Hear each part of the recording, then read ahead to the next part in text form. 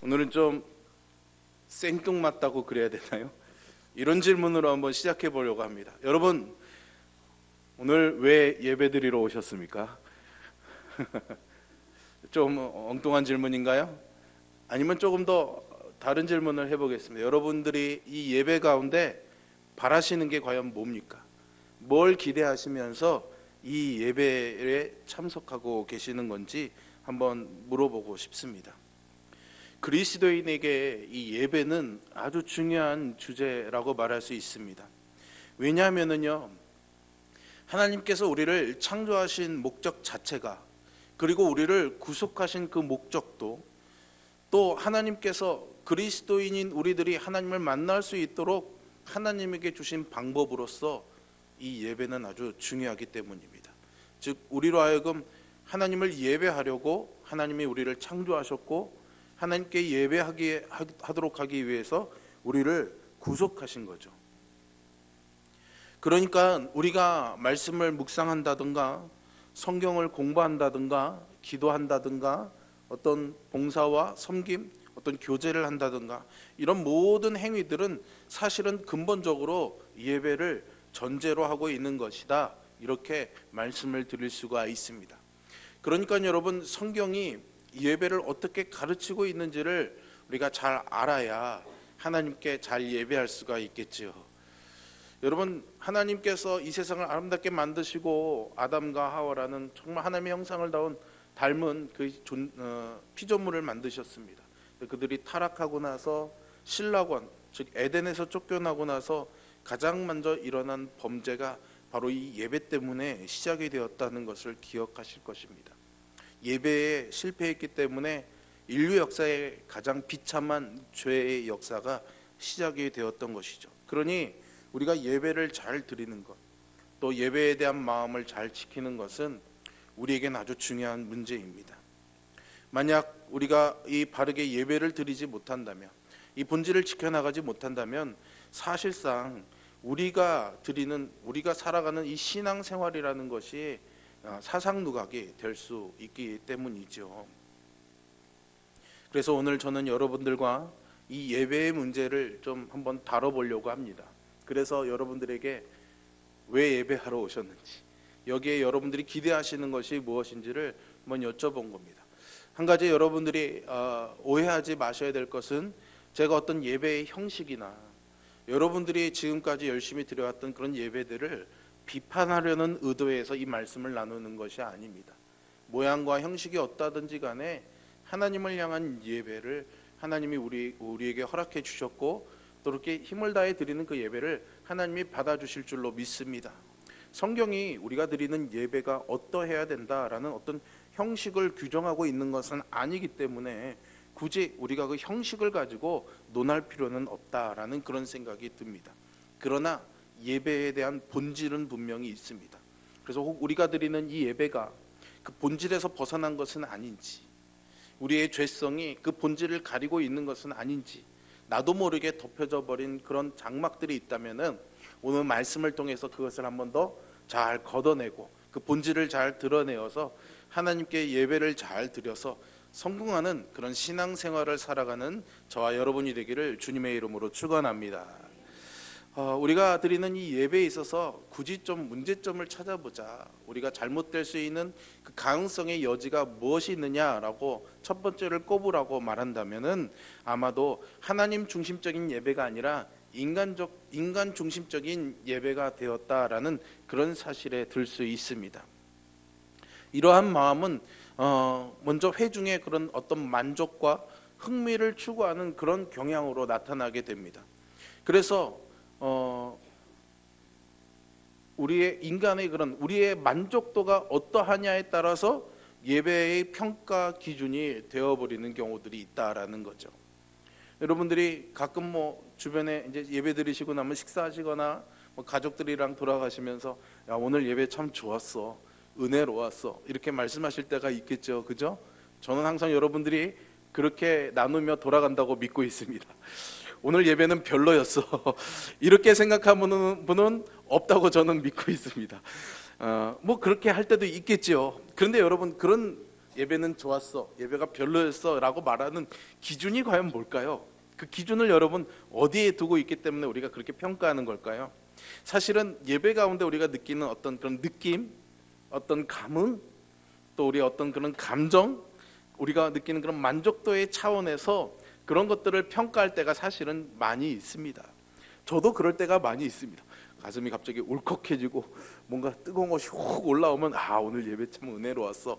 보통은 그렇게 많이 판단을 하게 됩니다. 그것이 잘못됐다라는 것은 아닙니다. 왜냐하면 진정한 예배를 드리면 하나님이 인격적인 하나님이시기 때문에 우리의 지와 정, 의의 모든 것들에 역사하셔서 감동도 주시고 믿음으로 살아갈 결단도 허락해 주시고 또 지적인 그런 지혜로운 깨달음도 허락해 주실 줄로 믿으시기를 바랍니다.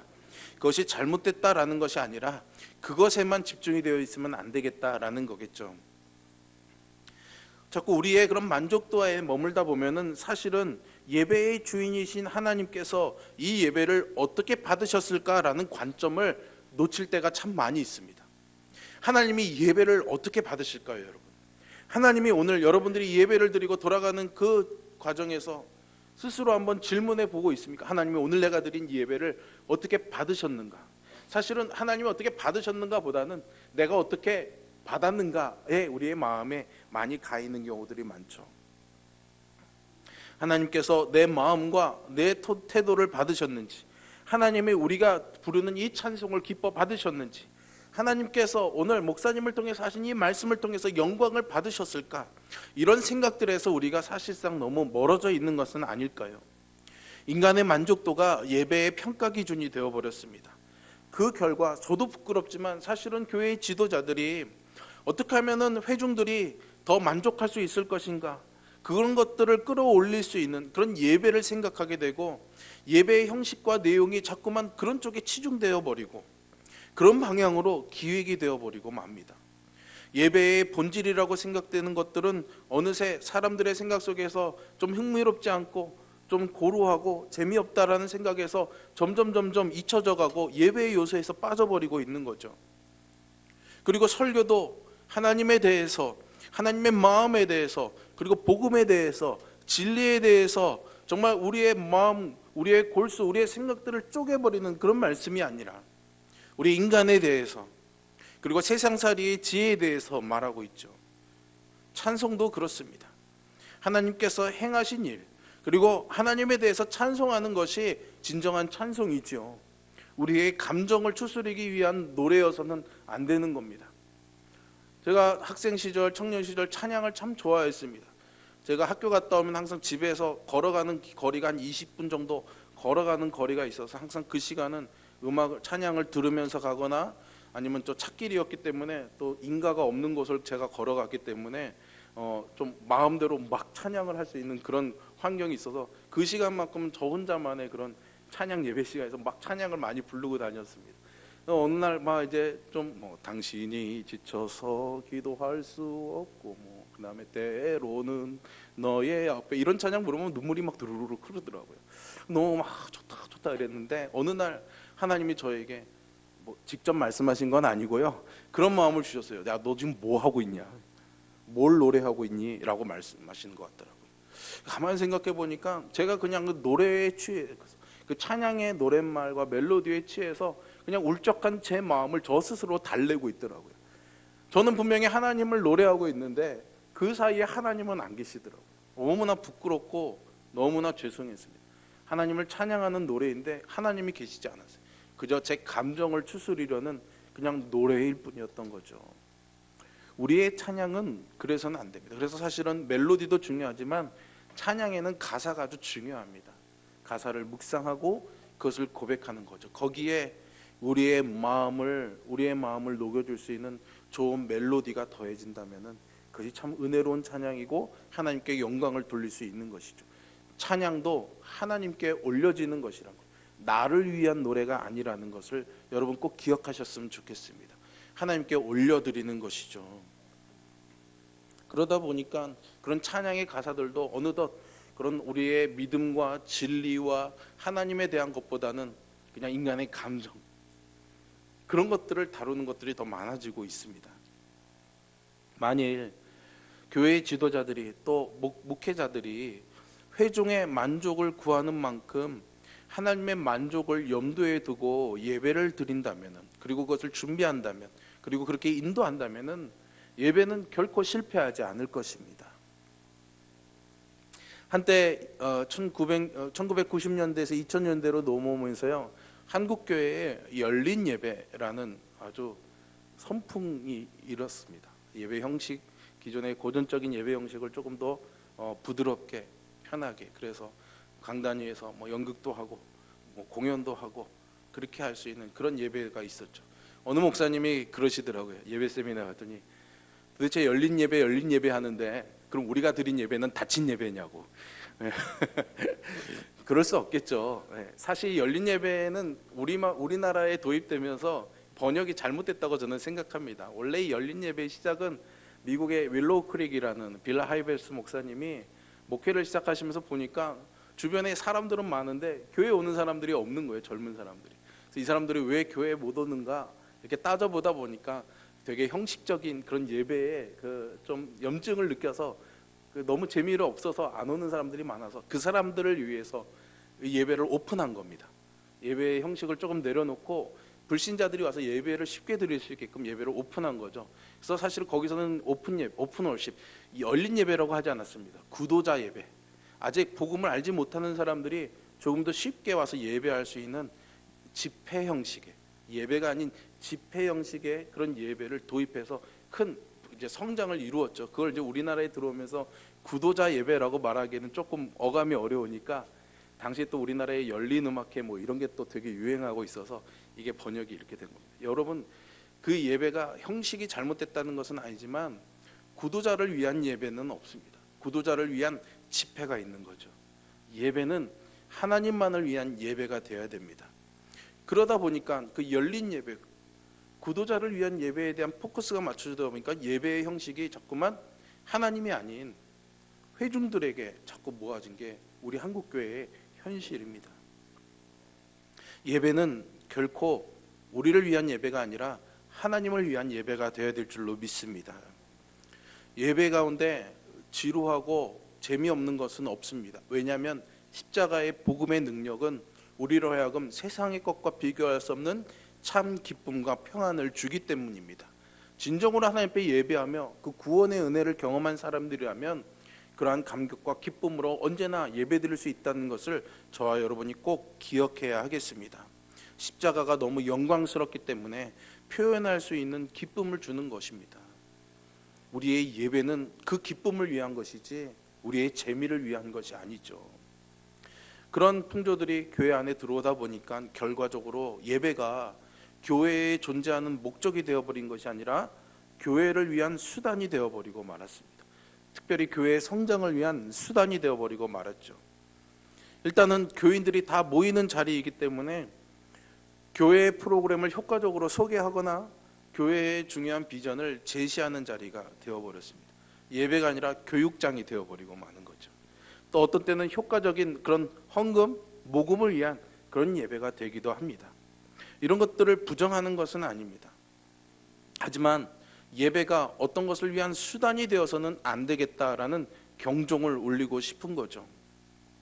사실 저도 목회하면서 예배만큼 한꺼번에 성도들에게 목회에 대한 그런 비전, 그리고 교회가 하고자 하는 어떤 프로그램, 이런 것들을 알리고 설득시킬 수 있을 만한 좋은 기회가 없습니다. 그렇기 때문에 때로는 그런 것들을 가끔 예배에 들어와서 약간의 시간을 할애해서 사용하기는 하지만 전체가 그렇게 사용되어져서는 안 되겠죠. 하나님만이 높여져야 되는 것입니다. 그러면 우리가 이런 예배의 본질을 잘 찾아서 온전한 예배를 드리고자 한다면 도대체 예배가 무엇인가, 성경이 우리에게 보여주고 있는 그 예배의 모습을 좀 살펴봐야 될 것 같습니다.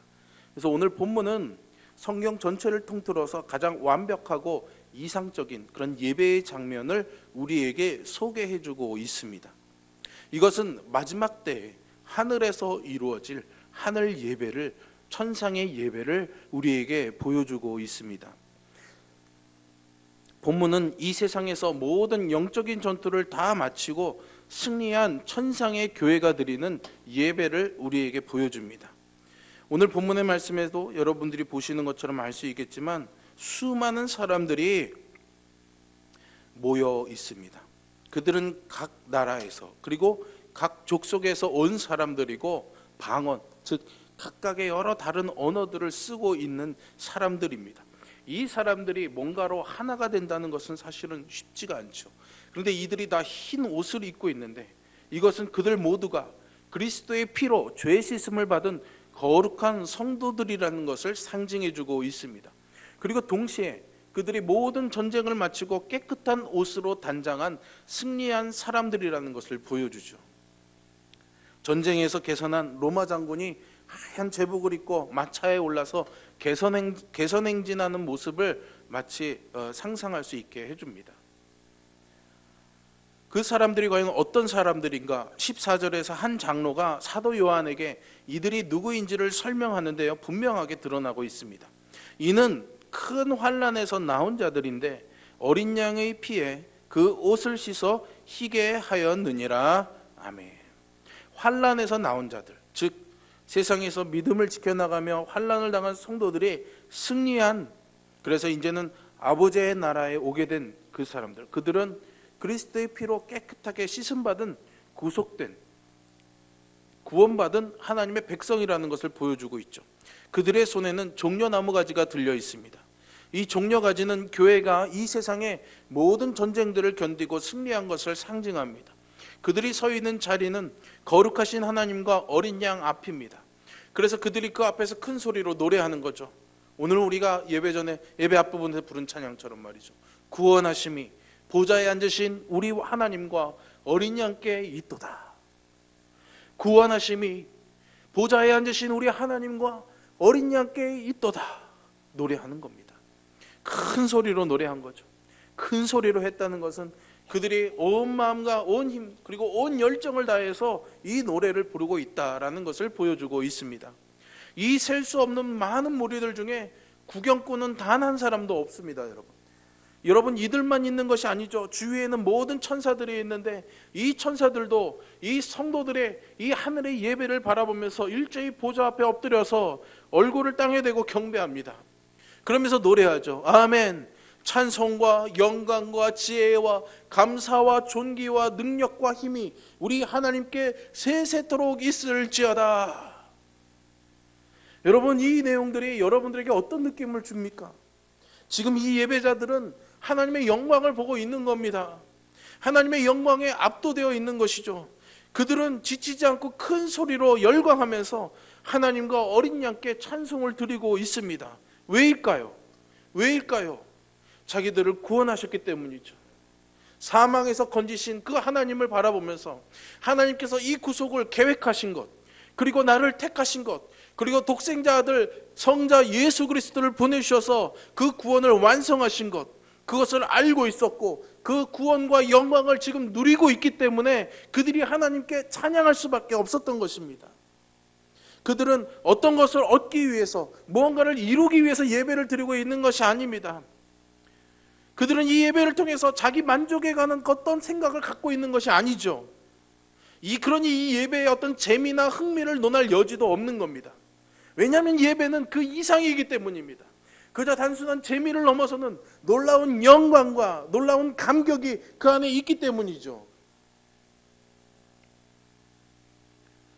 그래서 이 예배는 전적으로 예배를 드리는 자들을 중심이 아니라 바로 하나님 중심적인 예배인 것입니다. 구원하심이 보좌에 앉으신 하나님과 어린 양께 있도다. 오직 그 하나님과 어린 양 대신 독자 예수 그리스도에게만 있는 것이죠. 여러분 이것이 성경이 우리에게 가르쳐주고 있는 예배인 것입니다. 전적으로 하나님 중심적이고 그 자체가 수단일 수 없는 그런 예배인 것이죠. 진정한 성도들이 드려야 될 예배가 바로 이와 같은 예배인 것입니다. 여러분 운동 경기나 이런 데서 어떤 우승 메달을 따면은 사람들이 열광하고 좋아합니다. 2002년에 우리가 월드컵 4강에 이르렀을 때 여러분 밖에 나가서 얼마나 엄청난 일들이 이루어졌습니까? 누가 뭐라고 하지 않아도 서로 얼싸안고 춤추면서 막 기뻐했습니다. 감격과 기쁨이 있었던 거죠. 그것과 비교할 수 없는, 그것과는 견주어 볼 수 없는 놀라운 영광과 신비로운 그 하나님과의 인격적인 만남과 하나님의 임재를 경험하는 것이 바로 지금 여러분이 드리고 있는 이 예배인 것입니다. 그러니 우리가 이 예배 가운데서 하나님의 그 영광과 그 감격과 기쁨을 우리에게 지금 내려주고 계신다는 것을 여러분들 꼭 기억하시기를 바랍니다. 아니, 우리는 이미 그런 것들을 알고 있습니다. 지금 우리에게 누려지고 있지는 않더라도 우리가 그것을 소망하면서 그 소망으로 드리는 예배이기 때문에 우리의 예배를 하나님이 받으시는 거죠. 어떻게 그러면 우리가 이런 하나님 중심적인 예배를 드릴 수 있을까요? 우리가 매주일 함께 모여 드리는 이 예배는 그저 의무적으로 나와서 반복하는 그런 의식이 아닙니다. 이것은 사실 마지막 때, 그리고 영원히 성도들이 누릴 그 영광스러운 예배의 예행 연습, 리허설이라고 할 수 있습니다. 우리가 매주일 모이는 것도 진정한 성도들이 누리게 될 영원한 안식의 리허설인 것이죠. 그러니 우리가 누릴 장차의 그 영광이 있습니다. 우리가 살아가는 삶은 고난스럽고 이 믿음을 지켜가기가 어렵지만 우리에게는 장차 누릴 영광의 소망, 하나님의 보좌 앞에서 예배할 그 소망, 그리고 그 예배할 때 주시는 안식을 누리는 소망이 있는 거죠. 우리의 이 예배는 그것을 여기서 미리 해보는 겁니다. 그것을 여기서 맛보는 것입니다. 그것을 여기서 경험해 보는 것이죠. 우리는 이런 장래의 영광을 바라보아야 됩니다. 그리고 바라보면 바라볼수록 이 땅에서 우리가 드리는 이 예배를 통해서 더 큰 영광을 맛보게 될 줄로 믿습니다. 이 소망이 우리 안에 있어야 되는 겁니다.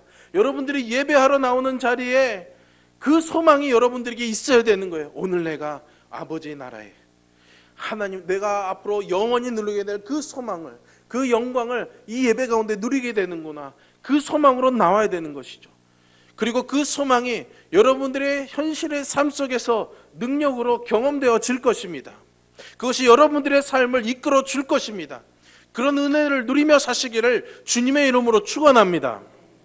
이 영광을 아는 신자는 더 이상 자기 입맛에 맞는 예배가 아니라 하나님을 영화롭게 하는 예배, 하나님 중심적인 예배를 드리고 싶어 하게 되죠.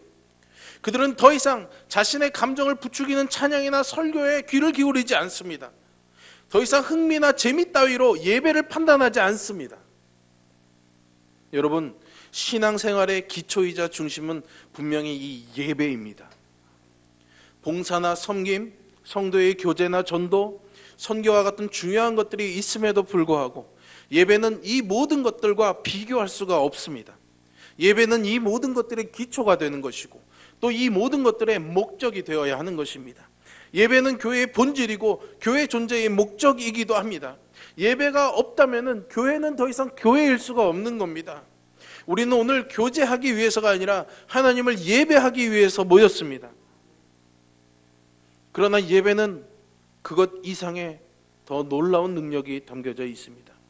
제가 여러분들에게 분명히 예배는 어떤 목적을 이루기 위한 수단이 될 수는 없다라고 말씀을 드렸습니다.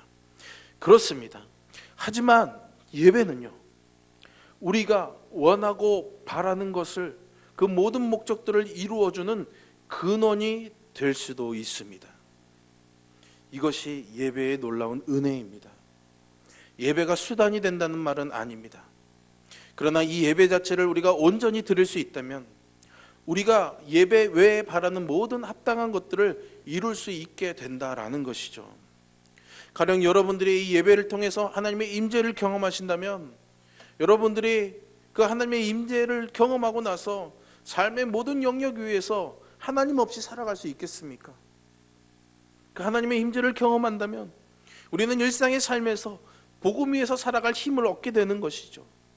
여러분들이 주일마다 이 예배를 통해서 하나님을 깊이 만나고 사귀게 된다면 여러분들의 섬김과 봉사는 더욱더 힘을 받게 될 것이고 복음을 전하고 싶은 마음이 여러분들 안에서 흘러 넘치게 될 줄로 믿습니다.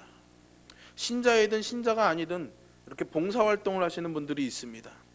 여러분, 그 봉사활동은 사실은 자기를 위해서 하는 게 아니죠. 누군가를 위해서 하는 겁니다. 대상이 다른 곳에 있죠. 그런데 그 다른 대상과 다른 목적을 위해서 내 것을 희생하면서 거기에 힘과 마음을 다해서 열심을 다해서 하다 보면은 거기서 나에게 누려지는 유익이 있습니다. 보람이 있을 수도 있고 자기 만족이 있을 수도 있겠죠. 그냥 일반적인 사람들의 일에서도 그런 일들이 일어납니다. 예배를 영어로 서비스라고 부르기도 합니다. 우리가 하나님께 올려드리는 봉사요 헌신인 것이죠. 하나님께 온전한 봉사와 헌신을 드리게 될 때 우리가 그것을 목적을 하지는 않았지만, 그것을 의도한 것은 아니지만 온전히 하나님만을 위한 것으로 우리가 드리고 싶은 마음으로 예배를 드렸지만, 마치 봉사활동에서 보람과 어떤 기쁨을 누리는 것처럼 하나님을 향한 우리의 헌신과 봉사 가운데서 우리에게 누려지는 것이 있다는 거예요. 그것이 은혜입니다. 그것이 능력인 것이죠. 그렇기 때문에 예배는 그리스도인의 삶의 모든 행위에 연료가 되는 겁니다. 유행가 가사처럼 사랑의 배터리가 아니라 예배가 여러분들의 신앙의 배터리가 되는 줄로 믿으시기를 바랍니다. 그리스도인의 삶은, 그래서 그리스도인의 신앙생활은 예배에서 시작이 되어야 됩니다. 그리고 모든 것은 하나님께 영광을 올려드리는 예배로 다시 귀결이 되게 됩니다. 어떻게 해요? 예배 드리는 가운데 하나님의 임재를 경험합니다. 그 임재의 경험과 은혜로 세상에 나가서 복음을 가지고 살아갑니다. 그럼 그 속에서 하나님의 도우심을, 하나님의 능력을 경험하게 되죠. 그 감격과 기쁨으로 모이게 되면 성도들이 어떻게 합니까? 오늘 본문에서처럼 아멘, 하나님께 영광과 존귀와 감사와 찬송과 그 힘과 능력이 있도다, 아멘, 찬양하게 되죠. 그래서 다시 또 예배로 돌아오게 되는 거죠. 우리의 신앙은 이렇게 예배로 시작해서 예배로 끝나는 이 선순환이 계속해서 반복되어져야 되는 것입니다. 그러니 여러분, 이 예배를 포기하지 마시기를 바랍니다. 이 예배에 실패하지 마시기를 바랍니다. 예배를 지키시고 예배에 승리하는 저와 여러분이 될 수 있기를 주님의 이름으로 축원합니다. 그러니 여러분, 우리가 이 예배의 구경꾼이 아니라 예배자로 부름받았다는 사실을 꼭 잊지 마십시오. 그러니 하나님의 영광과 구원을 노래하는 찬송으로 부를 때 입을 벌리고 온 마음과 온 큰 소리로 하나님을 찬양하시기를 바랍니다. 그리고 기도를 드릴 때 기도하는 분과 함께 합심으로 온 마음을 실어서 그 하나님을 향하여 부르짖으시기를 바랍니다. 교회에 잘못 사용되고 있는 용어들을 한때 한참 바로잡자는 운동이 일어났던 적이 있습니다. 그때 나왔던 이야기가 대표기도였습니다. 대표기도가 아니라는 거죠. 기도 인도이죠. 기도는 하나님께 올려드리는 우리의 고백입니다. 그런데 여기 있는 많은 회중들을 대표해서 내가 하나님께 올려드릴 기도는 없죠. 기도는 다 모든 사람들이 드려져야 되는 겁니다. 그런데 이 공동체의 예배이기 때문에 그런 우리 회중들의 마음을 모아서 함께 하나님 앞에 기도할 수 있도록 기도를 인도하는 기도 인도자가 이 자리에 나와서 하나님께 고백하고 기도하는 것입니다. 그러니 여러분들이 입술로는 고백하지는 않지만 이 자리에 나온 기도 인도자가 기도할 때 그 기도에 여러분들의 마음을, 여러분들의 생각을, 여러분들의 헌신을 담아서 하나님께 함께 부르짖을 때 하나님이 그 기도를 들으시고 이 예배를 받으실 줄로 믿으시기를 바랍니다. 말씀을 들을 때도 마찬가지입니다. 이 말씀을 통해서 어떤 지혜를 얻는 것이 아닙니다. 이 하나님의 생명력 있는 이 말씀이 내 영혼을 살리게 하고, 하나님의 이 능력의 말씀이 나로 하여금, 약한 나로 하여금 능력 있게 하는 것을 간절하게 믿고 그 말씀 앞에 조아리시기를 바랍니다. 그렇다면 어떻게 우리는 이런 하나님 중심적인 예배를 회복할 수가 있을까요? 어떻게 인간 중심적인 예배를 드리는 것이 아니라 하나님 중심적인 예배로 돌아갈 수가 있을 것인가? 여러분, 이 하나님 중심적인 예배의 열쇠는요, 중생과 회심입니다. 중생은 죄로 인해서 죽을 수밖에 없는 우리들이 예수 그리스도의 십자가 보혈의 구속의 능력을 믿음으로, 그것을 고백함으로 이제는 사망의 몸이 아니라 영원한 생명을 누린 하나님의 자녀로 다시 태어나는 것입니다. 거듭남이지요.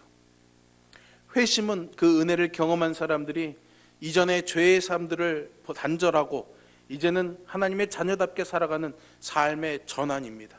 대반전인 것이죠. 중생과 회심, 이 모든 것들을 아울러서 우리는 구원, 이렇게 표현합니다. 여러분, 죄인의 본성은 자기 중심적입니다. 자기 중심적인 세계관을 가진 사람이 어떻게 하나님 중심의 예배를 드릴 수 있겠습니까? 중생과 회심을 통해야만 우리는 하나님 중심적인 예배를 드릴 수 있습니다. 중생과 회심을 통해서 죄인은 자기 중심성에서 하나님 중심적으로 변화되게 되는 것이죠. 오늘 오후에 이제 다니엘 기도회가 계속 진행되고 있어서 제가 여러분들과 어제 저녁에 우리가 모이지 않았기 때문에 어제 저녁에 나누어진 다니엘 기도의 메시지를 여러분들과 나누려고 합니다. 그리고 같이 기도하려고 합니다. 어제 선교사님, 여자 선교사님, 아프리카 선교사님이 오셨는데 남편한테 전도받아서 결국은 선교사가 되고 목사의 아내가 돼서 아프리카로 가셨습니다. 근데 목사가 되고 목사의 아내요, 선교사의 아내였지만 아프리카에 갔지만 그분은 여전히 하나님을 만나지 못했습니다. 그래서 그곳에서 선교 사역을 하는 남편의 걸림돌이 되고 불만과 불평밖에 나올 수가 없었죠. 그런데 하나님이 그분을 만나 주셨습니다. 하나님을 인격적으로 만나고 나서 삶이 완전히 바뀌었어요. 환경은 바뀌지 않았습니다. 여전히 가난하고 배고픈 환경은 바뀌지 않았는데 하나님을 만나니까 삶이 관점이 바뀐 거죠. 관점이. 그러니 인생이 달라지게 된 겁니다. 불평과 불만이 사라지고 감사와 기쁨이 넘쳐나게 되는 거죠. 환경도 바뀌지 않았습니다. 형편도 나아지지 않았습니다. 그러나 하나님을 만났기 때문에 바뀐 거죠. 관점이 바뀌고 삶이 바뀌기 시작한 겁니다. 하나님을 향한 예배에도 마찬가지이죠. 우리의 마음에 중생과 회심의 경험이 없다면 우리는 이 안에서 진정한 예배를 드릴 수 없습니다. 혹시 이 가운데 아직도 하나님을 만난 경험이 없는 채로 이 예배에 꾸준히 참석하고 계신 분이 있다면 그것을 소망하시고 구하시기를 바랍니다. 하나님과의 만남이 있어야 하나님을 예배할 수가 있는 겁니다. 그런데 오늘날의 교회는 그 중생의 경험, 회심의 경험이 없는 자들을 신자라고, 교인이라고 앉혀놓고 예배를 드리고 있으니 하나님 중심적인 예배를 드릴 수가 없는 거죠. 그들의 만족을 추구하는 예배를 드릴 수밖에 없는 겁니다. 한 사람이라도 더 앉혀놓으려고. 우리는 이제 그 속에서 참된 예배로 옮겨가야 되겠습니다. 중생과 회심의 경험을 통해서 하나님 앞에 나아가 예배해야 되겠죠. 오늘 본문에 살펴본 하늘 예배가 어떻습니까? 거기에 모인 흰옷을 입은 무리들은 셀 수 없이 많은 사람들임에도 불구하고 모두가 하나님의 이 구속의 은혜를 깊이 경험하고 그 구원을 누린 사람들입니다. 그들은 더 이상 서로를 가리켜서 여호와가 누구인지 알라라고 말할 필요가 없는 사람들이죠. 왜냐하면 그들은 다 하나님을 아는 사람들이기 때문입니다. 그들은 다 자기의 죄악을 사함받고 하나님께서 그들의 죄를 기억도 하지 않으신다는 것을 아는 사람들이죠. 그러니 여러분, 이제 우리가 이 예배를 새롭게 배웠고 알기를 원한다면 온 마음으로 그리고 간절한 심령으로 예배하기를 원하십시오. 그리고 그런 예배를 위해서 나를 준비하시기를 바랍니다. 여러분, 예배가 무너지면 모든 것이 무너진다는 사실을 아십시오. 여러분들의 삶에 예배가 회복되어지지 않으면 아무것도 회복될 수 없다는 사실을 아시기를 바랍니다. 그러니 예배에 목숨을 거시기를 바랍니다. 이 예배의 초점은 딱 하나입니다. 여러분, 하나님의 임재 앞에 서는 겁니다. 하나님의 백성들이 하나님의 임재 가운데로 들어가게 되고 성령과 진리 안에서 예배하는 참된 예배자들이 되는 것이죠. 사랑하는 성도 여러분, 하나님께서 왜 오늘 이 사도 요한에게 오늘 본문에서 읽은 것과 같은 하늘 예배, 이 영광스러운 장면을 보여주셨고 그것을 기록하게 하셨을까요? 교회는 예배자들의 공동체이기 때문입니다. 하나님께서는 우리가 이 땅에 살아가면서 이 예배를 드릴 때 언제나 이 하늘 예배를 사모하게 하시려고 이 사도 요한을 통해서 이 장면을 우리에게 보여주고 계시는 겁니다. 하늘에 우리의 소망이 있습니다. 예배는 결코 나 중심적인 예배가 되어서는 안 됩니다. 나 중심적인 예배는 하나님을 예배하는 것이 아니라 자기 숭배의 한 수단일 뿐이죠. 저는 우리 홍천 성결교회를 하나님을 예배하는 교회로 주께서 세워주시기를 구합니다. 그리고 주께서 그것을 이루어 주실 줄로 믿습니다. 구약시대나 신약시대에 쓰여지던 그런 기적 같은 일들이 지금은 많이 일어나지 않는다라고 말합니다. 지금은 그냥 그런 시대라고 말합니다. 그러나 여러분, 하나님은 지금도 그 하나님의 능력으로 일하고 계시는 하나님이라는 사실을 우리는 믿습니다. 그렇다면 그런 기적들도 우리 안에서 얼마든지 일어날 수 있는 일이라는 것을 기억해야 됩니다. 그런데 그 놀라운 일들은 우리가 드리는 이 예배 속에서 일어납니다. 이 예배 속에서 일어나야 합니다. 예배 드릴 때 병든 자들이 나아야지 됩니다. 예배 드릴 때 여러분들의 인생의 문제가 하나님의 손에서 해결받아야 되는 겁니다. 이것을 소망하는 저와 여러분이 되기를 바라고 그것을 경험하는 삶이 될 수 있기를 주님의 이름으로 축원합니다. 하나님께서 우리를 참된 지혜로 인도하셔서 오늘 우리가 읽은 이 본문에서 본 그 승리한 하늘 예배를 하나님께 드리는 그런 우리 홍천성결교회 우리 성도들이 되시기를 주님의 이름으로 축원합니다. 기도하겠습니다.